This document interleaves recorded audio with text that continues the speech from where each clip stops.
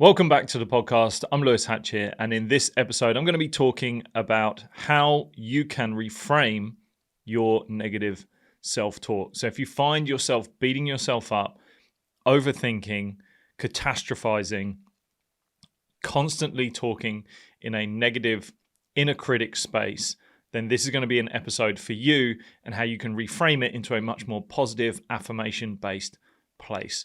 So if you are anything like me and every other human being on the planet, your self-talk will be rearing its ugly head majority of the time.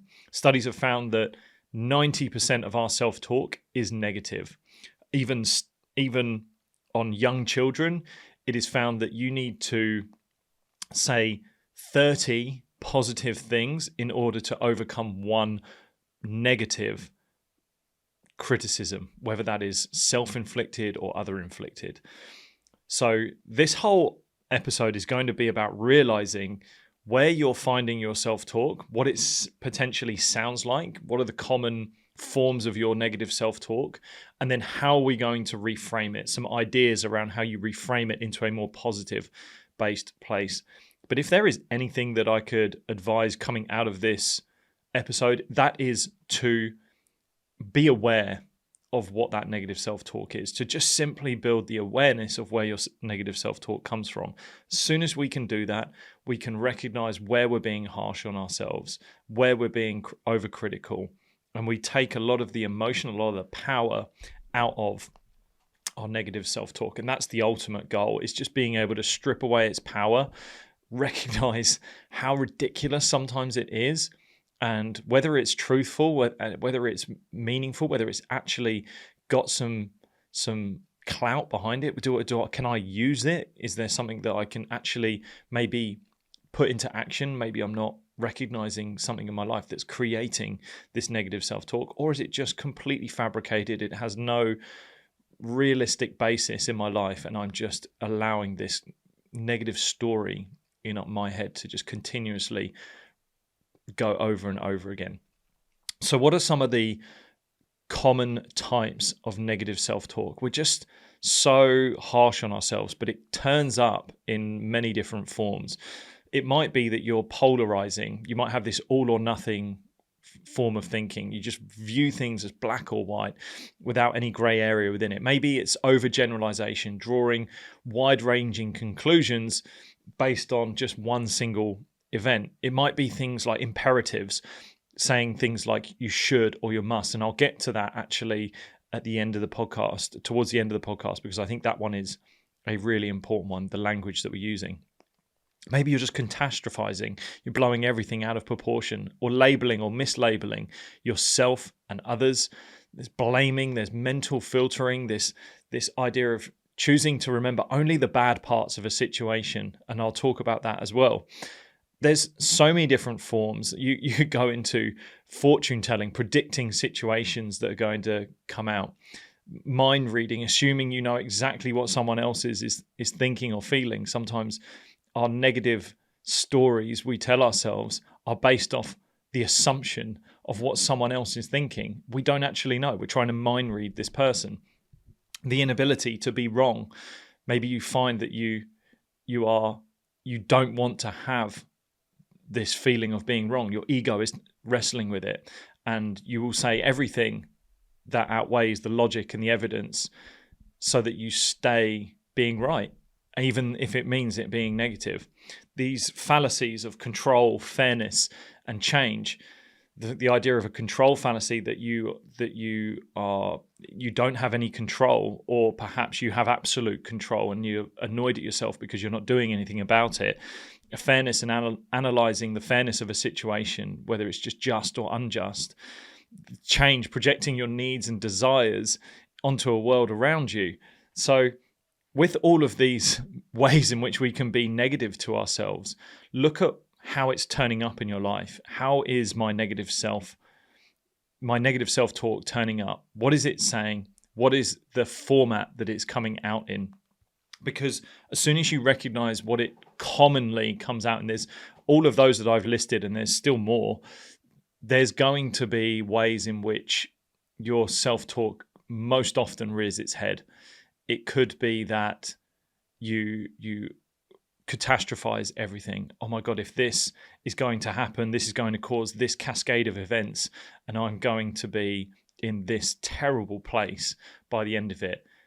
The chances are that none of that is going to be true. And even if it is, the time it could take in order to get to that very catastrophic end, there will be moments where either people around you will stop it or you will be able to put action into place.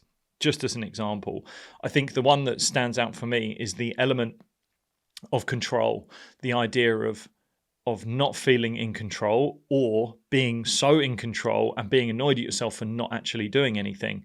So if you've listened to this podcast, if you follow my work, you will constantly hear me talk about understanding what are your controllables and what are your uncontrollables. In the Mindstrong course, we have the exercise controllables and uncontrollables. It is the one exercise that with my athletes in general, and for sure, it changes their game completely, because by simply recognizing what is in your control and what is not in your control, when you find yourself talking in a negative way, you can actually do something about it because you are aware of what is not in your control. Okay, I'm focusing on what's not in my control, and go over to what is in your control. And then once we start taking control of things in our lives that we know are putting us into a better place, we start to feel better about ourselves.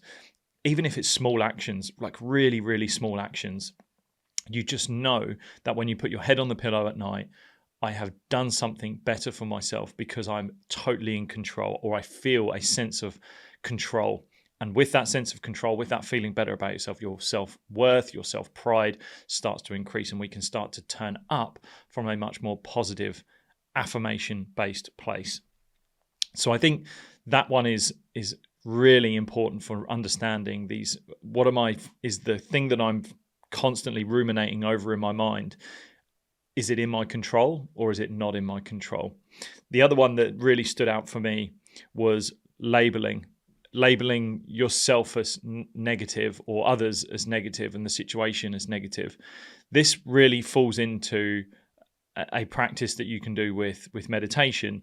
Meditation is a skill within meditation of labeling, understanding whether you're thinking, whether you're feeling, what is it that is speaking in that moment. When you're able to label it, but label it from a more positive place or just detach from it, then you start to rip away that negative emotion from it. You can just see it for what it is and just see it as a thought that is coming and going, and a way of thinking is coming and going. So with that leads quite nicely onto a couple of ways in which I wanted to mainly focus on around how you reframe this self-talk. So the first one is genuinely catching yourself. And I've just mentioned meditation, and meditation is a great way of practicing the art of awareness of your thinking. So it doesn't necessarily mean you're going to change your thinking. It's just about being aware of what you're thinking in that moment. So the practice of meditation, by simply sitting and watching your thoughts, allows you to see what's coming in and out of your mind at any one moment. The more you practice that skill, the more you'll be able to put it into practice in life, which is whether that's if you're an athlete, you're on the field and you may be losing your attention. You may be thinking about, oh, what's going to happen if I do this and what could possibly happen in the future. You're now already in a story that's not happened yet. Maybe it's not even positive, maybe it's not even going to happen, or you might be in a thought of what's happened in the past. All of those rip you away from being present, which is the goal of meditation and mindfulness, is to be present as much as you can, because the end goal of that is to try and get into this beautiful place of flow where you're not in the past or the future. You're in the present. You're doing something now, and you're completely engaged in it. And the more you practice that art, that more you practice that skill set, the more it will show up in your life. So the same way of being able to understand your thoughts, to be able to label them and analyze them a little bit. I don't mean overanalyze them. I just mean be aware of them and watch them for what they are. Just seeing them, you'll be able to do something about them, or just recognize this is not who I am. This is not realistic. This is not actually what is going on in my life. And just by practicing that over and over again, you'll be able to start that ability of recognizing, okay, I'm actually thinking from a negative place right now. And that's just in my opinion, the first point of call. That's just where we start. The next one is journaling. So in this catching yourself first sort of space of reframing your negative self-talk, journaling. Once you've become aware of those thoughts, putting them down on paper, almost to create like an action plan, is really helpful, because once you write them down, again, similar to a lot of the exercises in the Mindstrong course, they involve writing things down, because even though you may tell yourself in your mind, it doesn't really become real until you put it out on paper. It's a really cathartic process, because if I was to give you a phone number to remember right now, and I was about to shoot out a 20-digit number, you'd be, hold on, Lewis, let me grab a pen and paper so that I can remember what you're about to say. It's the same thing. If we don't take what's in our minds and put it onto the page, we don't really remember it, we don't really see it, and we can't come back to it as well in the form that we are trying to present it, which is hopefully from a place of, I want to try and fix this. So when you start to put it onto the page and you start to want to try and fix it, you can refer back to it. You can come back and go, what was I trying to do in that moment? Oh, there it is. And this is the action that I got. Because once you've journaled it and you've put it down onto a page, you can look at it and go, how do I fix this? What advice would I give to someone if this was someone else's problem? What advice would I give someone? And then what steps would I recommend to them to go and take?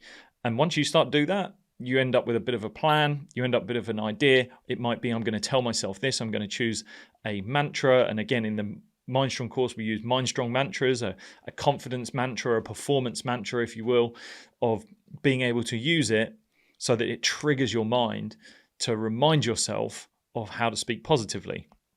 And one other little technique of noticing your self-talk, your negative self-talk, I saw this in a study or an intervention with golfers, and I've started using it with some of my athletes, which is, it was a paperclip technique. So it's quite commonly used. And for golfers who were really harsh on themselves after each shot, they would place, whether it was in their pockets or in their bag, they would place a bunch of paper clips into one pocket, let's say. And every time they said something negative about themselves, whether that was internally or verbally said it, they would place one paperclip out of the starter pocket and into a second pocket. And they would move the paper clips over every time they said something negative. The idea was that they were either catching themselves saying that negative thing and then moving it over. And then as they continued their practice, and every time they did this, the goal was to not have as many paper clips in that second pocket as they did the session before. And that just allowed them to maybe notice when they say it to themselves the most. I think that's a really important point of knowing when you are most commonly like to be talking to yourself negatively. Is it at the start of the day? Is it in the middle of the day? Is it at the end of the day? Is it during some sort of practice or effort that you're giving? Is it at work? Whatever it might be, when are you being negative to yourself? It's important to know so that you can signpost it. Okay, I'm usually negative myself. Are you negative to yourself at the start of the day or the middle of the day because you were watching something negative at the start of the day? If it was that, then you can change what you do in the morning. I've spoken before about just listening to something motivational in the morning to set yourself up for the day, right? And if you can do that, you might find that your negative self-talk doesn't rear its head later on in the day because you're just fueling yourself with this positive self-talk. So those are a few ways of being able to actually catch yourself first, saying negative things, hearing your negative self-talk so that you can start to do something about it. The second one that I wanted to highlight was changing your language. This is one that I constantly catch my clients out with, is the language in which you are using. Because if you can change the way you speak to yourself, you can change the way you feel about yourself. It's so impactful. Again, we wouldn't say some of the stuff we're saying to ourselves to our worst enemies. We are so harsh on ourselves, but it's the language that we use that really inflicts that pain. So some of the ones that I would throw out to you at the moment are using words such as I need to, I have to, I should. Professor Steve Peters, who wrote The Chimp Paradox, explains about shoulding all over yourself. It's such a good phrase, but using words like that create a sense of stress. They create a sense of pressure. And What I encourage you to do is change them. So do you have to do something, or do you get to do it, or do you want to do it? Do you need to do something, or do you, I hope to do it, or again, I get to do it. I need to go and see my grandma this week. No, I get to go and see my grandma. I need to go to school. No, I get to go to school. Or if you're saying something like I should do this, I should do that, working in what I mentioned earlier in these imperatives, or I must, turn I should and I must do into I could do, because it removes this framework of it being all or nothing, and recognizing you are human, you do live in the world where there's nuance within the world. And if you say I should do, then if you don't do it, you're only going to beat yourself up. But if you say I could do, I know that it doesn't mean I'm going to be lazy. It doesn't mean that I'm going to choose the lazy option or not turn up and do something or get there on time. It just means that if I'm trying to get somewhere on time and I should be on time, I should always do this. You say, well, I could be on time, but I recognize that if I hit traffic, then there's a reality that I can't really do anything about it. That doesn't mean you don't choose to not turn up or choose another option. So those are a few ways that I'm constantly trying to allow people to change their language, so that they say, well, I need to do this, I should do that, I have to do this. No, try and change your language so that you can change the way you think.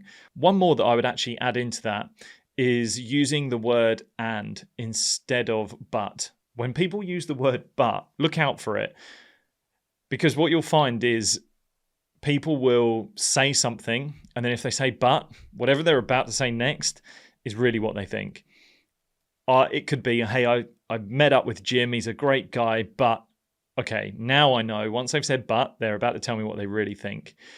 Whereas if you were to use and, you go, hey, I met up with Jim, he's a great guy, and he's just always on his phone when I'm with him, whatever it might be.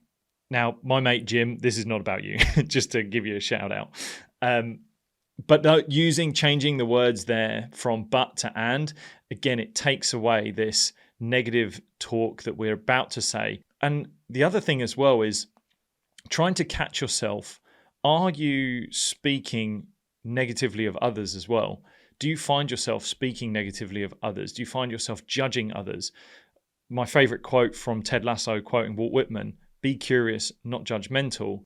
If you are speaking negatively of others, there is a high chance that you're going to speak negatively of yourself. So if you want to change the way you're talking about yourself, change the way you talk about others and try to use the positives first. And we do that for ourselves, right? We easily go to the negatives first, but sometimes do we go to the negatives first of other people? An example I give was an amazing moment in my sort of journey as a professional athlete. One of my coaches pulled me to one side after a performance and he said, how did you think that performance went? I said, well, I didn't do this, I didn't do that, I didn't do whatever. And I was really critical of myself. And he stopped me, he goes, Lewis, I didn't ask you what you did wrong. I just asked you how your performance went. And he said, why did you not lead with anything positive? Why did you not lead with what you did well today? And it completely changed the way I started to recognize what I did well, or how I would analyze a performance. And so now, whenever asked me, like, how do you think that went? And I recently had it in one of my exams in my master's, my lecturer would say, how do you think that went after an exam? And I stopped myself and I would take a breath and I would then say what I thought went well, even if it was just one thing, just I had good energy, whatever it might be. I would then say that positive thing first, because I'm hardwiring myself to make sure if I meet someone and I now speak to someone, even if they are agitating, if they're frustrating, if they really wind you up, trying to find a positive first. Like, this person was really frustrating, they were really annoying, but geez, I love their energy. Being able to just change that and lead in with a positive just wires your brain so that you're starting to lead in with a positive thing first. And that will transfer into your own self-assessment of yourself. Whenever you do something, oh, I messed this up, I'm no good at this. You go, look, I tried my hardest. I really gave it my all. My effort was top level, but it just didn't work out this time. I wasn't able to get what I wanted from it. You start to say things positively, and then you can be critical, but you're just teaching yourself to find the positives first. And it's just rewiring yourself. It's just reframing everything first. Can I find the positive? Can I find the positive first? And then from that, you actually can look at the criticisms, knowing that you do have some positives to lean on. So are you saying negative things of other people? And if you are, can you start to lead with a positive? Because that's not only going to make you better to be around for them, but it's also going to be better for you because you can transfer that into your own self. You can start to use that way of thinking, that way of speaking about yourself better. And then people are going to recognize that, right? They're going to be inspired by you. I want to be around this person because they speak well of themselves and well of others. No one really wants to be around someone who's constantly criticizing others. I'm British, right? And this country, we are so good at finding the negative first.